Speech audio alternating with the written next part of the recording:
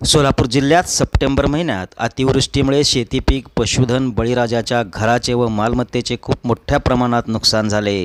याचबरोबर 431 शाळांचे पावसामुळे व पुराच्या पाण्यामुळे नुकसान झाले। नवरात्रोत्सव काळात श्री रामलिंग चौडेश्वरी देवी विश्वस्त मंडळाच्या वतीने पूरग्रस्तांना मदत करण्यासाठी देवी भक्तांना मदतीची हाक दिली होती। विचार माणुसकीचा, एक हात मदतीचा या संकल्पनेतून पूरग्रस्त शालेय विद्यार्थ्यांना मदत म्हणून शालेय साहित्य, वह्या व दप्तर आदींच्या हातभार समाजातील प्रत्येक घटकातील व्यक्तींनी या योगदानात खारीचा वाटा उचलत 2000 वह्या, कंपास पेटी, पेन, पेन्सिल त्याचबरोबर शालेय साहित्य एकत्रित ठेवण्यासाठी 300 दप्तर ट्रस्टकडे जमा झाले।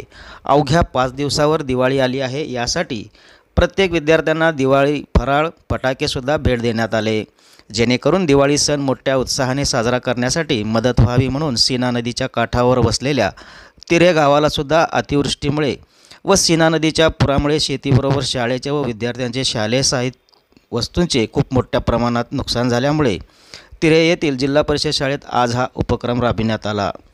हा उपक्रम राबविण्यासाठी तिरेगावचे सरपंच गोवर्धन जगताप, माजी सरपंच भरत जाधव व शाळेचे मुख्याध्यापक महावीर उपाध्ये यांनी सहकार्य केले।